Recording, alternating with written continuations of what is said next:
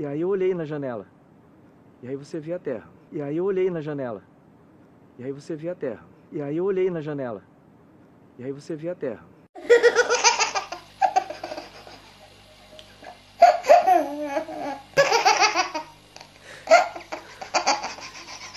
Mas por que, em pleno século XXI, o formato da Terra não é algo óbvio?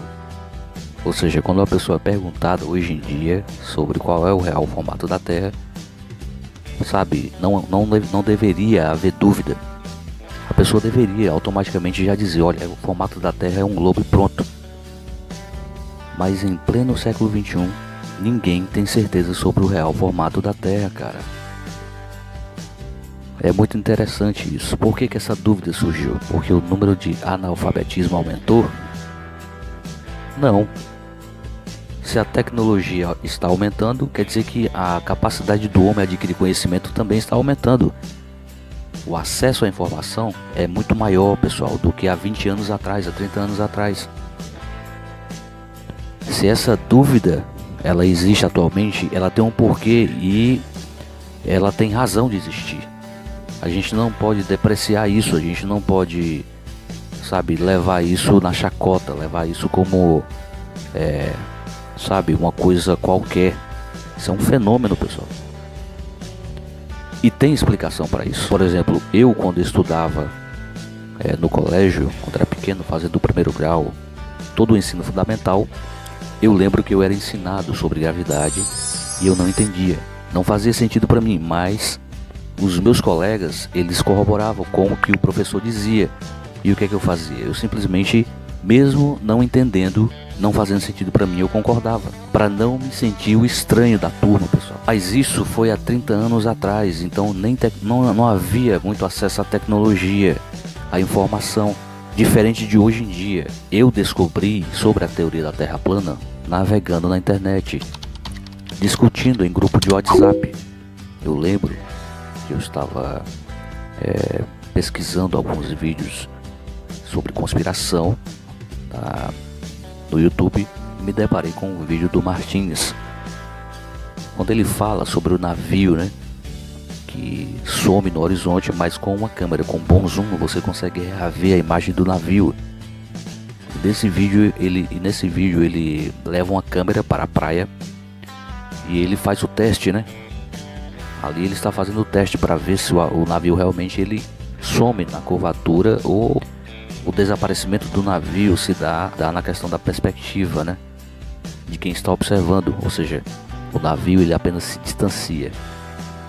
E para mim isso aí foi a pancada mortal no Globo.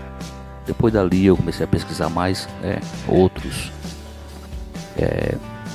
defensores da teoria, e aí eu fui aumentando o meu conhecimento, fui pesquisando mais sobre gravidade, sobre magnetismo, sobre figuras históricas que no passado falavam sobre a Terra, sobre a possibilidade da Terra ser plana, e eu bateu aquela dúvida, né? Poxa, mas eu nunca fui ensinado sobre essas figuras, nunca me contaram histórias sobre essas pessoas no colegial.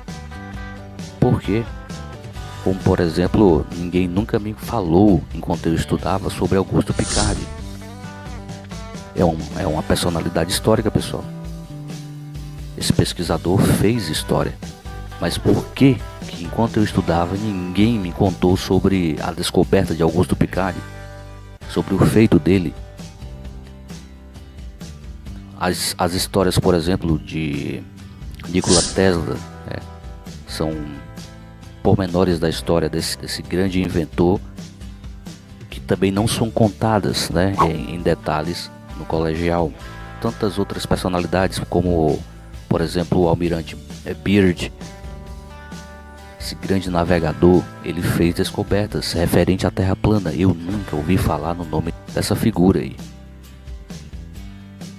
E aí eu fui juntando, poxa, se esses fatos históricos não são contados para a criança ou para o adolescente ou o jovem enquanto está estudando, então tem um porquê. É para esconder alguma coisa. Isso é evidente, pessoal. E enquanto você está pesquisando você vai se deparar com coisas engraçadas como essa que eu vou mostrar aí pra vocês aí, essa imagem aí. É muito engraçado. Isso aí é um astronauta, né? É o Marcos Pontes, o único brasileiro astronauta que subiu, foi até a ISS, até o ISS, e entrevistado, né? Nas vezes que ele foi entrevistado para descrever como é a Terra lá de cima, o cara fez um gesto assim, olha, de planicidade, pessoal.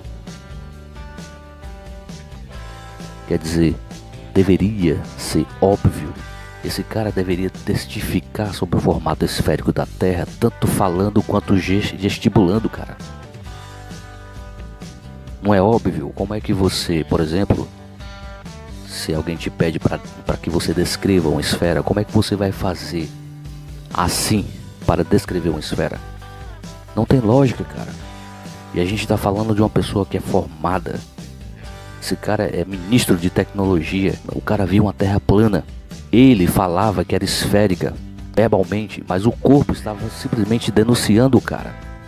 É engraçado isso aí. É esférica.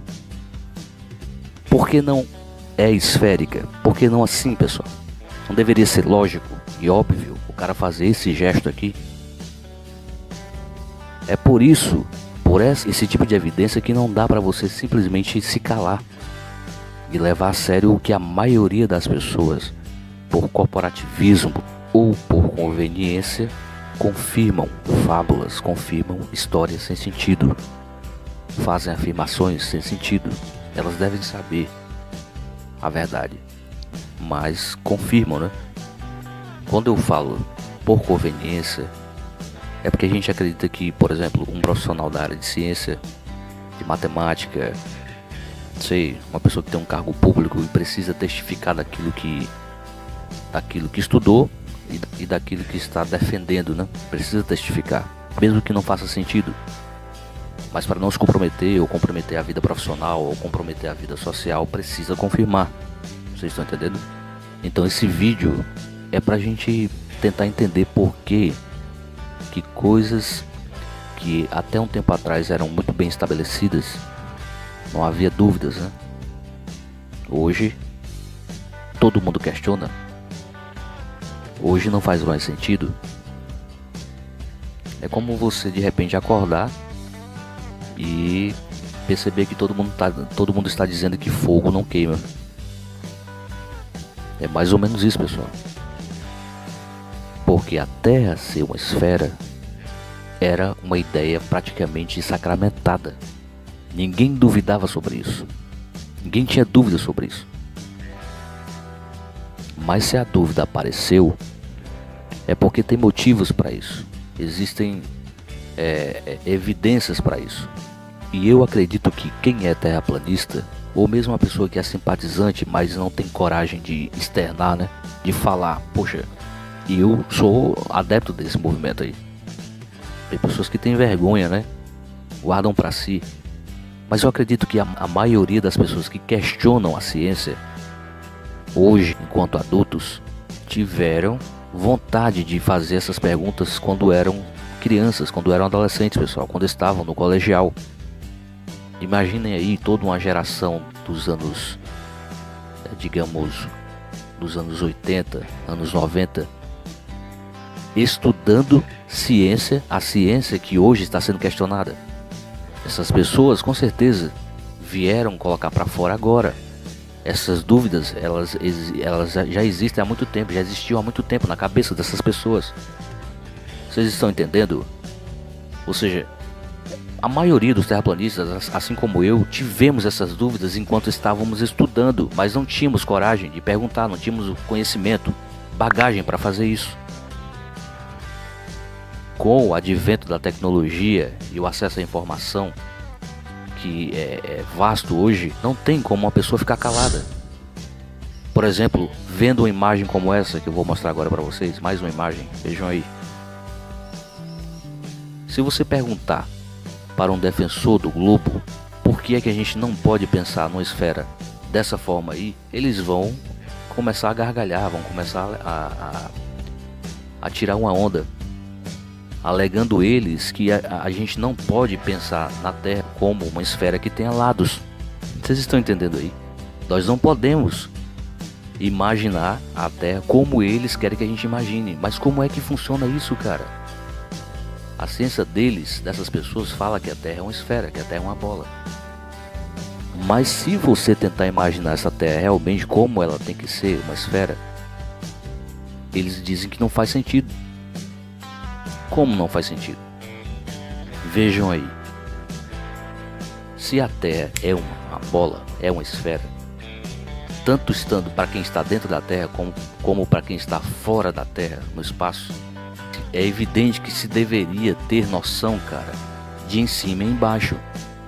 E aí, por vezes, o terraplanista pergunta por que não existe uma imagem tirada por um satélite de cidades inteiras de cabeça para baixo, pessoal. E os caras começam a achar graça. Mas é óbvio que faz sentido a pergunta, cara. Vocês entendem? Deveria ser muito fácil um satélite pegar uma imagem, por exemplo, do Japão, uma cidade inteira do Japão, de cabeça para baixo nessa esfera. Mas vai fazer uma pergunta para um defensor do globo, ele vai simplesmente depreciar, vai começar a tirar chacota, não vai levar a sério a sua pergunta. Mas eu queria entender por que você não pode imaginar a Terra como eles querem que você imagine, uma bola, por exemplo. Então, se a Terra realmente é uma bolota, uma bolinha azul, digamos que ela esteja suspensa aqui no espaço,